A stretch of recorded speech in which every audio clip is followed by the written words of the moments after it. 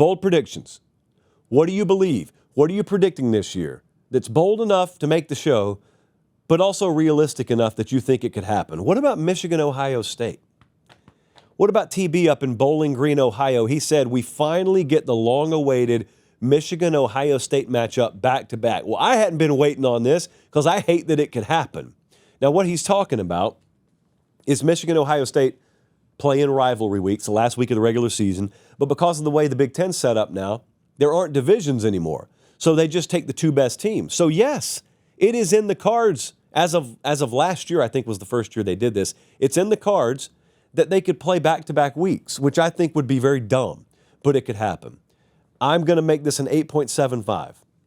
It eventually will happen if they don't change the format. I'm not saying it's going to happen this year, but all you would have to have happen here is Michigan remains a Tier 1 team in the Big Ten. Ohio State, we expect them to be.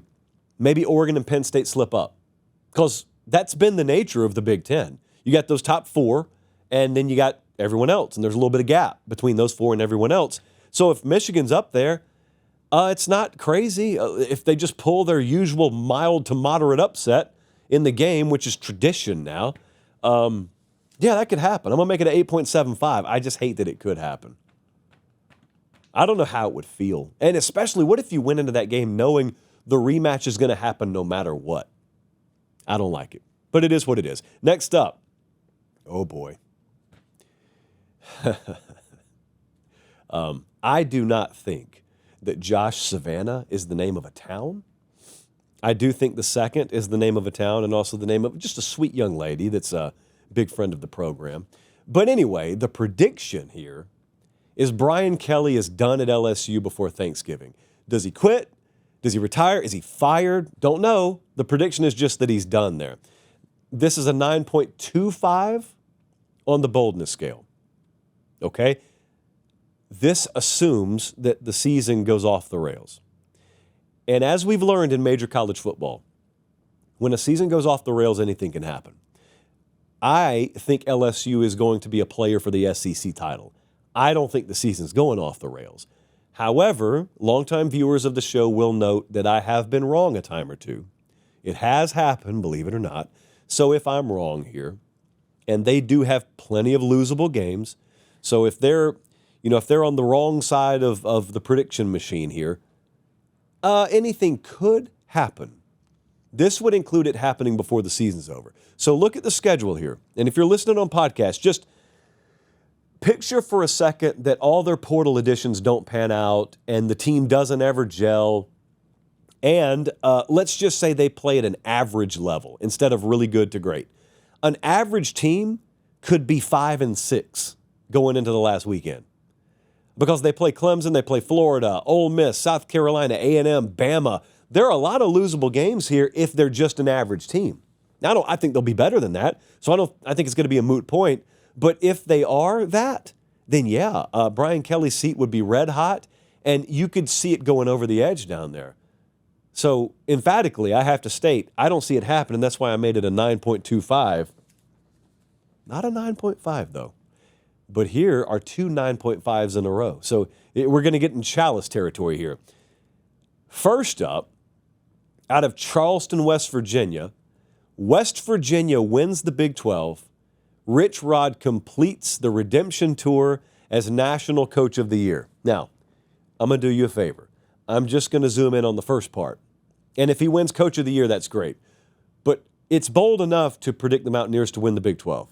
I'm going to make this a 9.5. This is our first 9.5 of the Young Bold prediction season. That means if this hits, then we're sending a chalice of supremacy to Charleston, West Virginia. Probably Morgantown, too, if it hits. They are the 11th team in the Big 12 odds, which means absolutely nothing because teams from Baylor to Arizona State have been making it a habit of coming from outside the top 10 in the preseason odds market to win this conference. Now, hey, quick timeout. Check and see if you're subscribed to the channel. If you're not, make sure you do. It's free. It doesn't obligate you or sign you up for anything. It just helps us keep the channel free.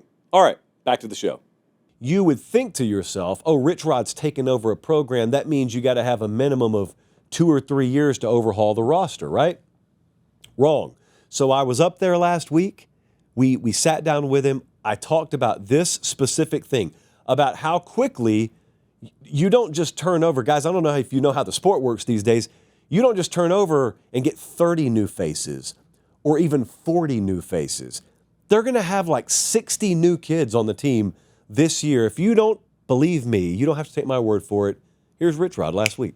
How do you set expectation for yourself for what's possible year one? And what I'm trying to ask is, do you have to in some cases resist trying to just go out and grab everything you possibly can at the expense of doing it long term the way you want to? Yeah, I think there's no question the goalposts have moved. You got to move with it. You know, last year, Jack's Day, we had 60 new players, and we started off the season, losing a couple games, but I thought we were going to be better as the season went along. We did. We wound up winning the conference.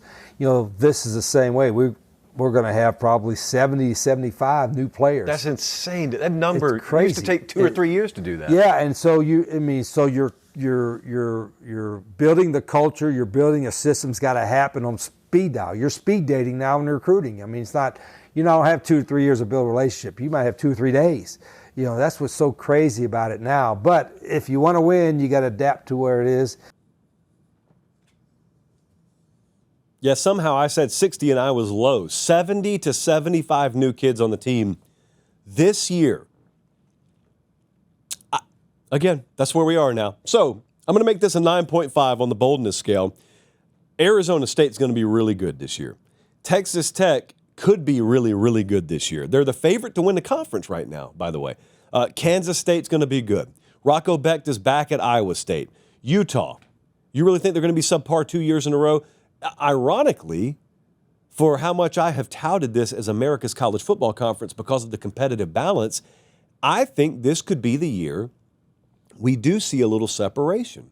Now, I don't know where that line's going to be. Is it below Kansas, TCU? Is there a sleeper down here? Houston, by the way, is not going to be as bad as these odds indicate that they're going to be.